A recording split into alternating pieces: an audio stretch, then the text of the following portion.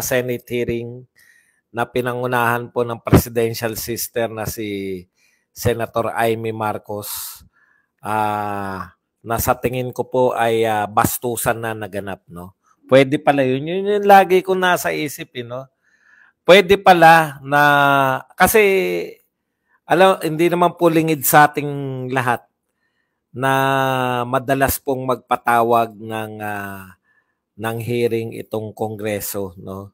Maski nga po si Tatay Digong na dating presidente ng Pilipinas ay sumalang po ng ilang oras, no? Halos talagang mahigit kalahating araw na nakasalang si Tatay Digong. Kasi po may power naman talaga yung Kongreso na mag-imbestiga, no? At sana maganda po sana na yung mga pinapangaral ng mga congressman na karapatan nila, bahagi po ng Kongreso, bagamat lantutay, no? Bagamat matatawag nating walang kabuhay-buhay o parang walang kabuto-buto itong liderato ng Senado sa pamumuno ni Waiter Chis Escudero. Kasi never pa po na wala pa po sa kasaysayan ng Kongreso na yung pong mga congressman o yung House of Representative ang mas kinikilalang may power kaysa rito sa Senado. Traditionally po, yung Senado po yung kinikilalang may power. Yung Kongreso po, kaya po pag nagsabay po na nag-investigasyon yung House of Representatives tsaka Senado, definitely yung mas sikat na investigasyon itong Senado, no? Nung panahon na ang bumubuo po ng Senado, yung kagalang-galang pa po yung mga Senate President. Yung Senate President po hindi lang po nagpapakyut sa mga press conference, kundi totoong kinikilala ng buong bansa. Lahat naman po ng Senate President na nakilala ko, no, mula po dito kay Asyong Salonga. Ano nga pangalan ni Salonga? Jovito Salonga, sila Nene Pimentel, si Juan Ponce Enrile, no?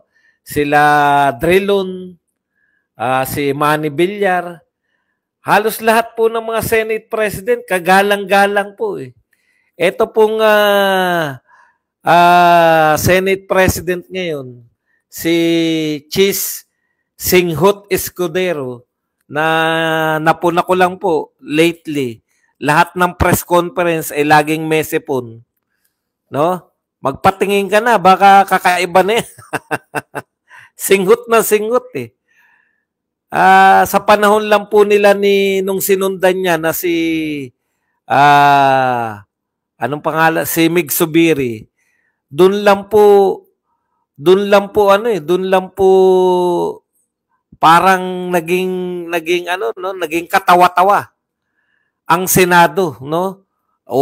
Sunod-sunuran, kung ano ang gusto ng mga congressman, yun na nasusunod, no? Yung tinanggal nila yung AKAP. Tapos binalik ng mga congressman, sunod din sila, tuwan-tuwa pa dahil nakakuha daw yung mga senador ng AKAP. Ngayon lang po nangyari na sunod-sunuran po yung Senado sa palasyo. Waiter po yung kanilang Senate President. Sunod-sunuran po kay Martin Romualdez kung anong gusto ng Martin. Yun po ang nasusunod, no? Kaya talagang grabe po eh. Sa totohanan po. Ngayon lang po, hindi po pwedeng mangyari ang panahon ni Jovito Salonga. Hindi po mangyayari ang panahon ni Manny Villar, ni Drilon, ni Nene Pimentel. Opo, si Senator Miriam hindi pa po naging Senate President yan. O si Joker Arroyo. Nakita niyo po yung quality ng mga senador noong araw. Sila Rene Sagisag. Never na mga naging Senate President yan. Pero di hamak po na mas kagalang-galang pa yan sila Joker Arroyo, sila Rene Sagisag, etc. etc. Kayang-kaya po. Ang buong akala ko, hindi rin po naging Senate President si Blas Ople. Ganun po katindi yung lineup ng mga senador. Hindi ka basta-basta magiging Senate President nung araw. At hindi po pwedeng gawing waiter ang Senate President nung araw. Iba po yung status ng Senate President. Hindi po susunod yan. Wala pong panahon. Maski po yung mga pinakasikat nating mga House Speaker, no? Yung House Speaker po na mga sikat nung araw, to, mga makapangyarihan, si Mitra, si Joe De Venecia. Hindi po nila napapasunod yung mga senador.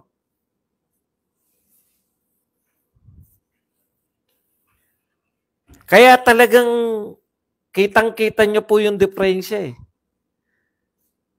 Nangyayari po to dahil parang bastusan na po yung nangyayari. Eh ano ngayon kung hindi kami dumalo, may magagawa ba kayo?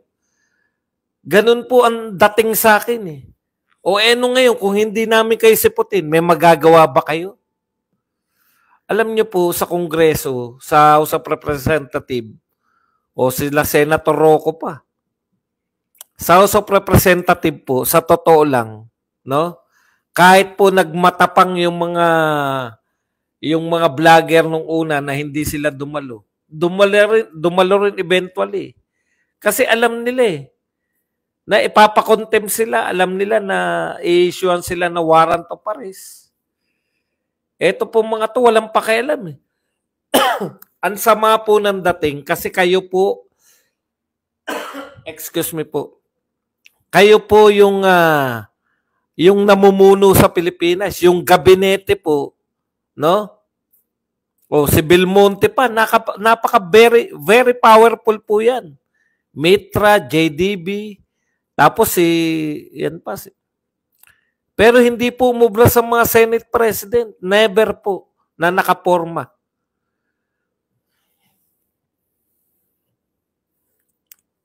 Kaya po ganun na lang sila. Grabe, no? Hindi kami atin. O anong gagawin nyo? May magagawa ba kayo sa amin? Parang ganun eh. Hindi ko po minamaliit, no? Ang buong akala ko po, sa totoo lang, yung sinasabi ni Lucas Bersamin na sinasabi ni Lucas Bersamin na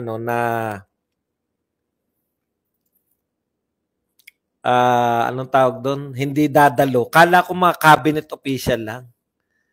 Eh pati po sila Torre, no? Mga kapulisan. Nakita nyo po, napapadalo po ng House of Representatives. Chis Escudero, anong gagawin mo? Binastos ang Senate, anong gagawin mo? Siyempre, wala kang gagawin. Waiter ka lang eh, di ba? Yan po ang problema pag yung Senate President mo, alam na lahat kung bakit naging Senate President. Hindi dahil sa kanyang kakayahan. Hindi dahil sa prestihyo niya na dala-dala. Kung hindi, dahil pwede siyang gawing waiter. Grabe. Muli nating natuklasan ngayon yung paglabag nila sa paghuli kay Tatay Digong. Napatunayan yung mga wala po silang pakialam eh. Eh ano ngayon kung mapatunayan ninyo na nilabag namin? Ano ngayon? Yun po yung masakit eh. Eh ano ngayon? May kakayahan ba kayo? Si Duterte nga, napakulong namin eh.